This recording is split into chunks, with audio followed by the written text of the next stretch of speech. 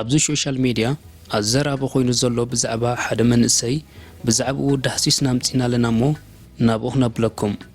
ማስተር ኣብነት ከበደ ይበሃል። ህይወቱ ምስ ሞተር ሳይክል ምትእስሳር ዘለዎ መንእሰይ ምስ ሞተር ሳይክል ፍሉይ ፍቕሪ ዘለዎ ንሞተር ሳይክል ከም ድሌቱ ዘሽከርክራ በዓል ፍሉይ ድንቂ ክእለት እዩ። ልዕሊ እዚ ግን ፍሉይ ዝፍለጠሉ ኣሎ፣ ንሱ ኸኣ ምሕጋዝ ንድኹማት ሰባት እዩ። እምበኣርከስ ንሎሚ ክነቕርቦ ዝገደደና ዛዕባ ኣብ ኩሉ ሚድያታት ብዛዕባኡ ክዛረባ ክትንትና ይውዕል ኣለዋ እሞ እንታይ እዩ ገይሩ ዝብል መደብ ናባኹም ክነብሎ ኢና። ክትከታተሉኒ ብኽብሪ ዕድም።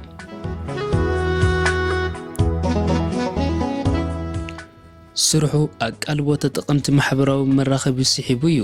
ብፍላይ ኣብ ናቱ ቻነል ማሕበራዊ ሚድያ ምስ ትኸዱ ንብዙሓት ጽጉማት ሓገዝ እንዳሃበ ዘርኢ ቪድዮታት ብዙሕ ኣለኩም። ዕድመ ዝደፍኡ ኣቦታትን ኣዴታትን ከምኡውን ነተን ምስ ዕሸላት ደቀን ኣብ ፈቐድኡ ጽርግያታት ተሰጢሕን ተበታቲነን ዝርከባ ኣዴታት ብምሕጋዝ ዝከኣሎ ገይሩን ይገብርና ኣሎ።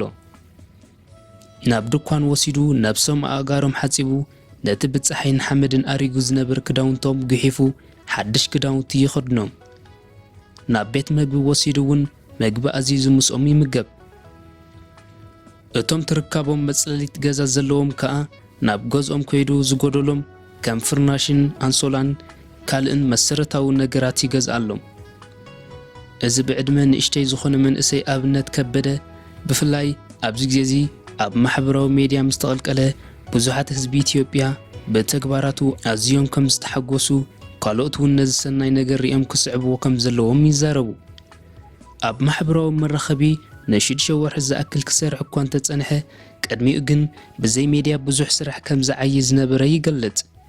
ን17 ግዳም ሓድራት ስድራ ቤታት ዝኾኑ ገዛ ስርሒሎም እዩ። ነቶም ደሓን ዝኾኑ ኸኣ ልዕሊ 200 ናይ ስራሕ ዕድላት ፈጢሩሎም ኣሎ። እዚ ኩሉ ግን በይኑ ኣይኮነን ዝገብሮ። ነቶም ኣብ ውሽጢ ሃገርን ወፃን ዝነብሩ ሃብታማት ይሕግዙ እዮም ዝበሎም ሰባት እንዳተማኸረን እናተማየጠን ነዚ ቅዱስ ስራሕ ከም ዘካይዶ መንእሰይ ኣብነት ከበደ ይዛረብ። ሕጂ ድማ በቲ ተግባራቱ ከይሰልከየ ኢዱ ናብቶም ብድርቂ ኣብ ሕማቕ እዋን ዘለዉ ዝተጎድኡን ህዝቢ ቦረና ይዝርግሕ ኣሎ። ነቲ ኣብ ቦረና ዘሎ ኩነታት ክትሪኦ እውን ኣጸጋሚ እዩ። ኣብ ማሕበራዊ መራኸቢ ናይቲ ድርቂ ግዳያት ልቢ ዝሰብር ስእሊ ተረኣዩ እዩ። ንኣብነት ሓንቲ ስጋኣ ምስ ዓጽምታ ለጊቡ ኮርሚላ ኣብ ሓደ መንገዲ ኮፍ ዝበለት ስእሊ ኣሎ ይብል። ነዚ ምስ ረኣኹ ለይቲ እውን ኣይድቅስኒ ይብል ወሲኹ። ነዚ ምስ ረኣየ ኩነታት ናይ ህዝቢ ቦረና ድቃ ስለ ዝኸልኦ ናብኡ ክኸይድ ወሰነ። ተበገሰ እውን ናብ ሻሸመ ጉዕዞ ጀመረ። ቀጺሉ እውን ናብ ከተማ ያቤሎ ኣበለ። ኣብኡ ምስ ኣተወ እቶም ህዝቢ ኣብ ማሕበራዊ መራኸቢ ስለ ዝፈልጥዎ ንሰባት ዲኻ ክትሕግዝ መጺኻ ኢሎም ጠየቕዎ። ንሱ እውን እወ ክሕግዝ እየ መጽ የበሎም።